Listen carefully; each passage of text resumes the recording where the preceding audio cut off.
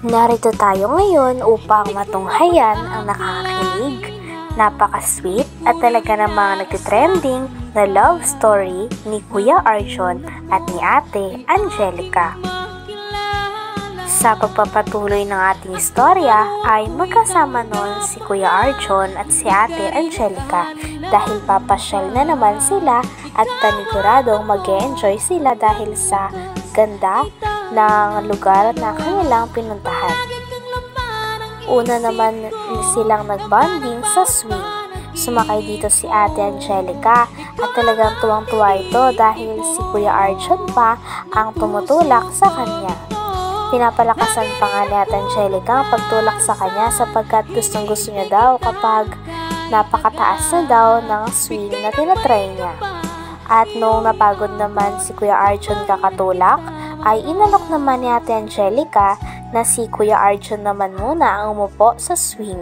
Ngunit parang takot nga si Kuya Arjon sa mga ganitong swing, kaya naman natatawa sa kanya si Ate Angelica. Grabe at iniingatan nga din ni Kuya Arjon si Ate Angelica kapag nag-swing at ganun din si Ate Angelica kay Kuya Arjon.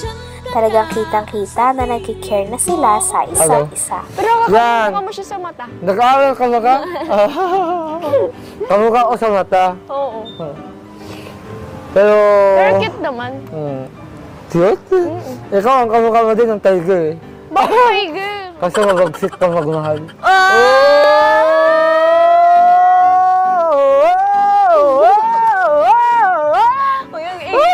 Tulog mo na ako. Gusto ko yung malakas. Ang ganyan? Ang hina, para ka naman wala kang kinain. Baka mamaya magalintong ka dyan. Hindi nga, dali mo na. Lakasan mo pa. Oo. Sunod ikaw naman. Ayawa, ayoko. Tao-tao dyan. Wala ka dyan. Huwag ka muna kasi umalis. Uy! Uy! Hindi pa nga! Kasi Ayoko na! Ayoko na! Ayoko na! kasi Mamaganda na ako sa'yo. Baka ka talaga. Na-enjoy din ng dalawa nung sinasakyan na nila ang mga animals na statue doon. Tawang-tawa pa nga si Kuya Arjon dahil parang natatakot si Ate Angelica sa mga ganito na sinasakyan. Kitang-kita talaga sa dalawa at sa kanilang pagbabanding na talagang napakasaya nila kapag kasama nila ang isa't isa. Kaya naman nung napagod na rin sila kakalaro ay umupo muna sila sa bench. Doon sinabi ni Ate Angelica kay Kuya Arjon na talagang humahanga daw siya kay Kuya Arjon. Dahil kahit ano pa man daw ang mukha nito ay ang importante pa din daw ay ang kalooban ni Kuya Arjon. Talagang napaproud nga daw si Ate Angelica kapag kasama niya si Kuya Arjon dahil napakabuti ng puso nito at nag-care din siya sa dalaga. Sabi nga ni Ate Angelica, mo naman daw ang pogi na kasama kung masama naman daw ang ugali nito. Kaya siya, kay Kuya Arjon siya sapagkat lagi siyang pinoprotektahan, pinagmamalaki at nakikita niya na seryosong-seryoso sa kanya si Kuya Arjon.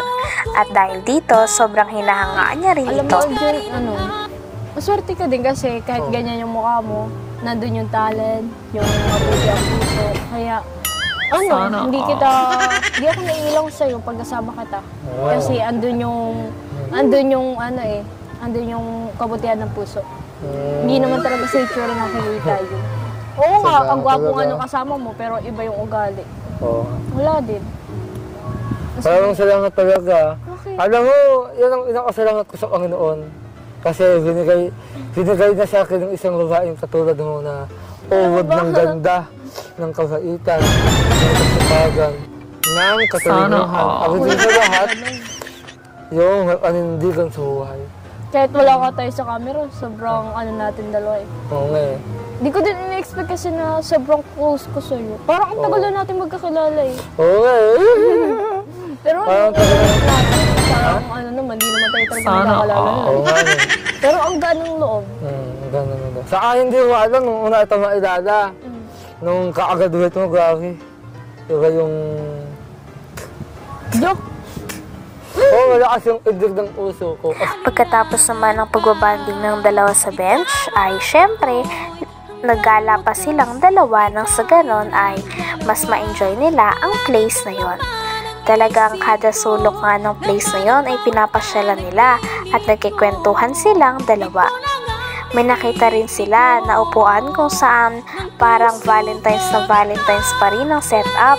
Kaya naman umupo sila at napaka-sweet nga ng dalawa nang hinahawakan ni Kuya Arjon ng kamay ni Ate Angelica at nilagay ito sa kanyang pisngi.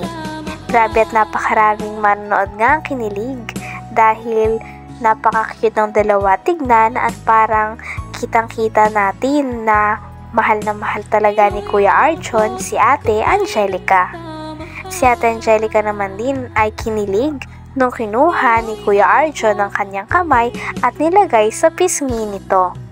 Grabe na talagang kaganapan sa dalawang ito dahil patagal ng patagal ay mas lalong nagiging sweet na talaga sila sa isa't isa. Ay, grabe dito. Valentine's pa rin, no? Oo nga, ang Grabe. ganda. Ayan, no? Tayo. Yan. Grabe, no? Ba't tingin sa'yo? Mabait. Hoy, Oo. ba't tingin sa iyo? Alam na, binabaka ka.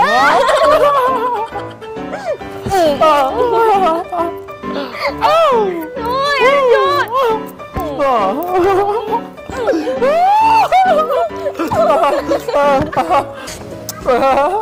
Yung naman mo, oh.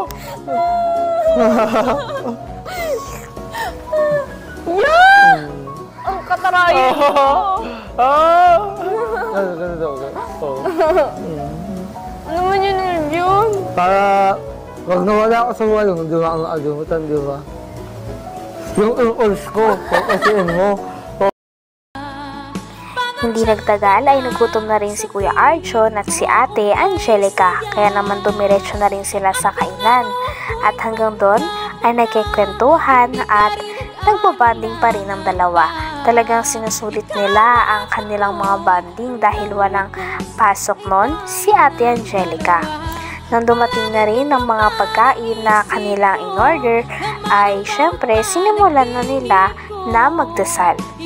Talagang tuwang-tuwa nga din ang mga viewers sa kanila dahil hindi sila nakakalimot na magpasalamat muna kay Lord bago sila kumain. Lagi ding pinapangunahan ni Ate Angelica ang pagpipray, kaya naman lalong mas humahanga si Kuya Arjon sa kanya dahil bukod sa mabait, napakaganda, napakasipag at napakatalino daw ni Ate Angelica ay malapit din siya sa Diyos. Pagkatapos naman ito ay makikita din natin kung gaano kaasikaso si Ate Angelica kay Kuya Arjon dahil talagang siya ang naglagay ng mga pagkain at nag-asikaso ng mga gusto ni Kuya Arjon noong oras na yon. Kaya mas lalo din kinikilig si Kuya Arjon kay Ate Angelica. Lord, ngayong hapon na ito, Panginoon, nagpapasalamat po kami sa biyayang ito, Panginoon, na dumating na naman po sa amin dalawa ni Arjon. Maraming salamat po kasi kayo po yung nag-guide sa amin lagi sa mga pupuntahan po namin. At salamat po sa pagkain ngayong hapon na ito, na may mabusog po kami.